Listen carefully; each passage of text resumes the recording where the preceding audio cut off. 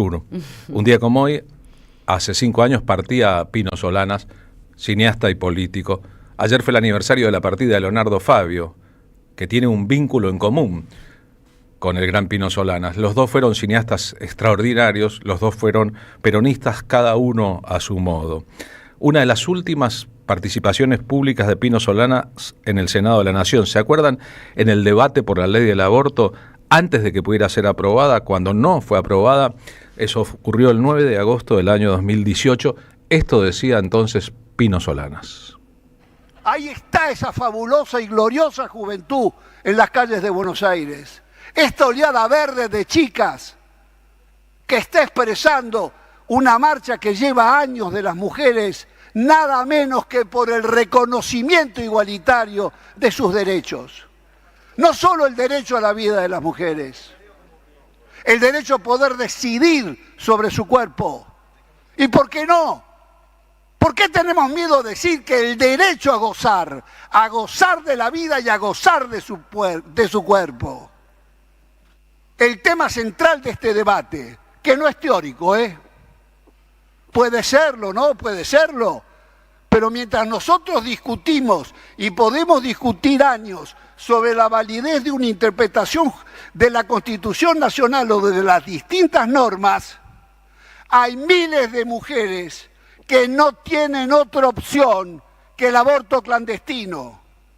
Porque ninguna ley represiva pudo a lo largo de la historia impedir los abortos. Sinceremos el discurso, acabemos con la hipocresía de una clase dirigente que, sabiendo que las más pudientes podían acudir a los abortos seguros, las menos pudientes estaban condenadas a la infección o a la muerte. Esto se lo digo a los que están afuera, que nadie se deje llevar por la cultura de la derrota. ¡Bravo, chicas! Ustedes han levantado alto el honor y la dignidad de las mujeres argentinas. Esta causa, esta noche tiene un pequeño descanso, pero en poquitas semanas todas de vuelta de pie, porque si no sale hoy, el año que viene vamos a insistir, y si no sale el año que viene, insistiremos el otro. Nadie podrá parar a la oleada de la nueva generación. Será ley, habrá ley contra viento y marea. Gracias, presidente. Pino murió a los 84, era funcionario argentino en la UNESCO, contrajo en París COVID. Su tiempo empezó a ser un tiempo de descuento. Había tenido una obra extraordinaria en el campo de la historia del cine latinoamericano, no solo argentino, preludiada, empezada con el cine documental, La Hora de los Hornos, 1968, una película que filmó clandestinamente, que imaginó, proyectada clandestinamente y que inauguró una etapa, la música de La Hora de los Hornos, el título tan sugerente, y su historia en el documental. Más adelante, en los años 70, con Perón proscripto, exiliado en España, los trabajos documentales para actualizar la doctrina. Actualización política y doctrinaria para la toma del poder, 1971. Y luego de un largo tiempo dedicándose a la ficción, en el siglo XXI, otra tanda enorme de documentales. Memoria del saqueo, 2004, La dignidad de los nadies, 2005, Argentina latente, 2007, La próxima estación, 2008, Tierra sublevada, oro impuro, 2009, Tierra sublevada, oro negro, 2010, La guerra del fracking, 2013, El legado estratégico de Juan Perón, 2016, Viaje a los pueblos fumigados, 2018, Tres en la deriva del caos creativo, 2020. Como si Pino Solanas hubiera querido despedirse de la vida desde mucho antes de que eso ocurriera, con una secuencia impactante de retratos documentales de la vida compleja en un país como la Argentina.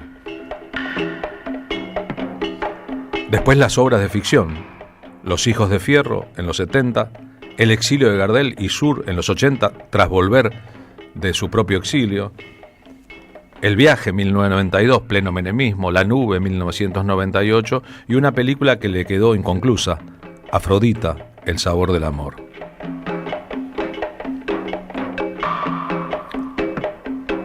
Pero a Pino siempre le interesó el ejercicio público de la política, no solo tomar las cámaras como herramienta, utilizar los guiones de cine para expresar ideas y opiniones, sino también participar activamente en la vida política. Ya saben ustedes de su larga trayectoria parlamentaria, de los vaivenes de su propia lógica en la política, en asociaciones diferentes, pero al mismo tiempo podríamos considerarlo, con el paso de los años, una persona noble que siempre fue a donde creía que debía estar, aunque a veces el resto no estuviera de acuerdo.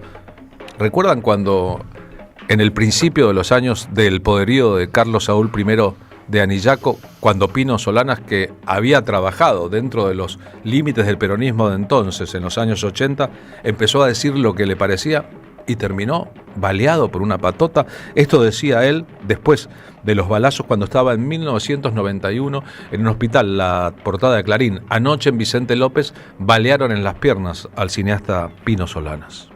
Me estoy recuperando con los dolores y las inconveniencias de todo esto, y de ánimo triste, por supuesto.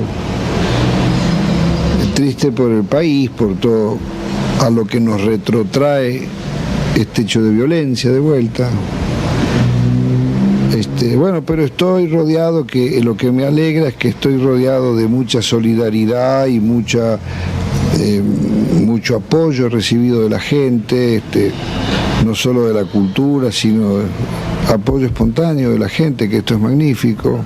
Entonces, bueno, estoy contento, y es esa misma gente a quien quiero agradecerle esta solidaridad y decir a la gente de que no le hagan juego al miedo. El miedo es como un perro cuando te corre en la noche. Cuanto más corres, el perro te corre más. Pero cuando uno se para, el perro también se para. En este país hay miedo, por lo que ha vivido en el pasado, ¿no es cierto? Y porque también surgen estos intentos intimidatorios, estas prepoteadas que hay a los trabajadores, estas groserías que hemos escuchado muchas veces al propio señor presidente, estas prepoteadas a los jóvenes, este desprecio a la gente de la cultura que tanto le ha dado este país, ¿no es cierto? Entonces, esto hay que leerlo como un acto de intimidación a todos los argentinos. Un acto de intimidación a todos los argentinos, Pino Solanas, 1991, pero también una estrategia discursiva, una forma de ver la vida. Bueno, esta noche también pasará. Podemos pensar que en 2018, ante una derrota parcial en una votación en el Senado, ley de interrupción voluntaria del embarazo, dijo, bueno, esto pasa hoy, mañana las cosas cambiarán, y cambiaron. Lo venía diciendo desde 50 años antes, cuando hizo La Hora de los Hornos, una película filmada en la clandestinidad, en una dictadura, exhibida clandestinamente, terminó ganando el Festival de Cannes, el festival artístico más importante del mundo. Y a partir de ahí la estrategia de conciliar la idea de la liberación nacional con las herramientas del cine empezó a difundirse por toda América Latina. Brotaron en muchos países del mundo iniciativas semejantes. No hacía falta el establishment, la plata del Estado, el dinero grande para hacer un cine efectivamente político y al mismo tiempo militante. Él decía esto sobre aquella obra primigenia que le llamó la atención al mundo completo, aunque no contara con el beneplácito ni de los medios de comunicación ni de las cadenas de distribución de cine en la Argentina, mucho menos las estadounidenses. Esa película que rompía todos los esquemas, porque era la época de la dictadura de Onganía, eso no se podía exhibir. Pero ¿para quién haces esta película si no la vas a poder exhibir en los cines?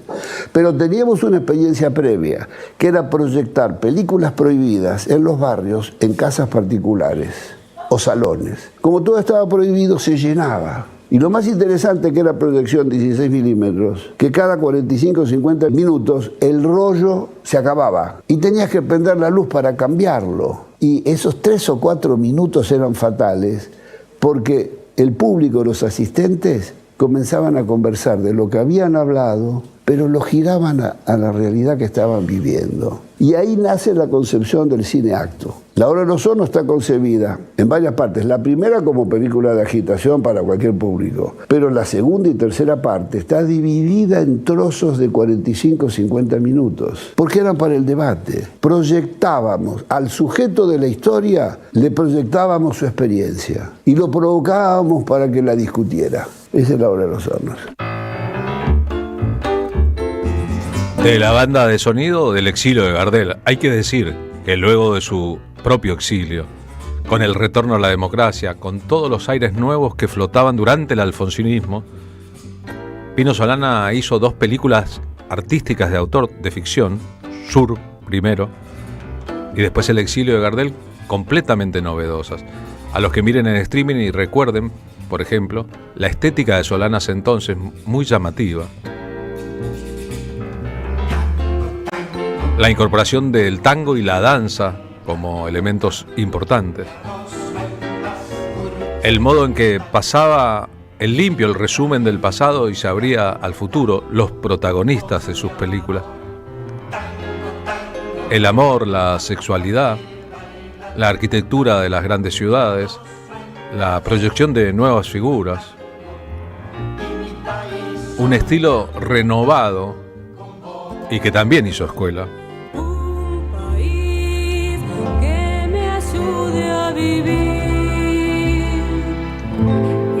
Todo te respete, aunque seas un chupete. Había cosas que pasar en blanco también. Un país. La edulcorización, el romanticismo respecto al exilio y al pasado, contrapuestos con otras realidades. La idea del exilio de Gardel, ¿no? Gardel era un francés exiliado en la Argentina. San Martín, un argentino exiliado en Francia. 2 identidades posibles de 2 argentinos o figuras de la cultura y la política argentina centrales. En el exilio de Gardel, los exilios. En Sur después. El asunto de volver y tener que lidiar con los fantasmas del pasado. Y comprender que cuando volvemos a un lugar, el lugar no es el mismo que cuando nos fuimos, ni nosotros los mismos. El asunto es que El exilio de Gardel, filmada en Democracia en los 80, era un proyecto de Pino en los años 70. Exactamente posterior a Los hijos de Fierro, así lo contaba él en una entrevista. En 75 yo termino Los hijos de Fierro. Y ahí, tras cartón, me pongo a escribir un proyecto que transcurría en la noche de Buenos Aires. El protagonista era un bandoneonista que venía a Buenos Aires, inquieto por la música del tango, queriendo entablar una relación con Piazzolla, y Piazzolla actuaba en la película. Uno sentía que en la música de Piazzolla había Stravinsky, había Ravel, había Debussy. Había gran calidad musical y al mismo tiempo se sentía Buenos Aires. Estaba para filmarse, tenía inclusive la aprobación del instituto, interés especial, pero el año terrible 75. La temperatura y la degradación de la situación argentina va creciendo, y yo no lo quería ver. Yo me acuerdo que la noche del golpe, o la antenoche, el 23 de marzo, cené con Piazzolla en un restaurante en la calle Charcas. Había un restaurante en Charcas y Paraná sobre Charcas. Y a la salida nos fuimos caminando hacia la 9 de julio. Hoy, tanques. Los tanques, pasará algo. Cuando llegamos a casa, nos enteramos por la radio, no me acuerdo, esa noche trágica donde llegaron y empezaron a tirar a gente por la ventana. Al mayor Alberti lo tiraron por el balcón. Los asesinatos de esa primera noche fueron terribles. Semanas después desaparece Gleiser, argentinos ya le habían destrozado la casa, había entrado a La Patota y en Temperley. Vallejo ya se había ido a Panamá, le había puesto una bomba a la casa de la madre en Tucumán. Así que aquello empecé a procesar que tenía que irme, pero lo negaba. El exilio es una salida forzada de tus afectos y de tu mundo. Eso es muy terrible. Había pensado irme a México, no me quería ir a América Latina. México no daban más visa, estaba repleto de argentinos. Venezuela tampoco. y tomé un avión con la esperanza de quedarme en Venezuela. Esperé 24 horas en Venezuela y los amigos que tenía ahí no me habían podido confirmar nada, tuve que seguir a España. Llegué a Madrid. Por supuesto, había algunos argentinos, algunos amigos, etc. Al día siguiente de llegar, me puse a escribir un nuevo guión que se llama La razón pura, una historia que tenía que ver con la persecución a los intelectuales y científicos argentinos. No conseguíamos trabajo en España, nada. En julio del 77 nos trasladamos a París. Años duros, pero en fin, había otros que estaban peor. Hay que decir que Pino fue un favorito de los grandes festivales internacionales de cine, que por sur ganó en 1988 el premio a Mejor Director del Festival de Cannes, en Francia, y que en ese mismo festival ganó el Gran Premio Técnico por El Viaje en el 92, y que ganó en total 5 premios en el Festival de Cine de Venecia, empezando por el Gran Premio Especial del Jurado en el 85 por Tangos, el exilio de Gardel. 2 premios más por La Nube, 2 premios más por La dignidad de los nadies. Escucharon que cuenta que en el 75 cenó con Astor Piazzolla. 13 años después, en la película Sur, el tema principal, letra de Pino Solanas, música de Astor Piazzolla. Icónica interpretación de Roberto Goyeneche. El Sur, una categoría política, una forma de pensar el mundo. Ahora que hay tantos con el culo al norte, una forma de poner el culo donde corresponde. Tiempo abierto y su después. Quiero el sur. Pero además no un sur edulcorado, sino un sur real. Esta película fue filmada en los barrios del sur, los más postergados y abandonados y los más hermosos e históricos de la capital federal. Ojo que Pino vivía en la zona norte del conurbano bonaerense, que nunca tuvo problemas económicos, salvo en los años duros del exilio. Pino Solanas fue y es su obra ante todo.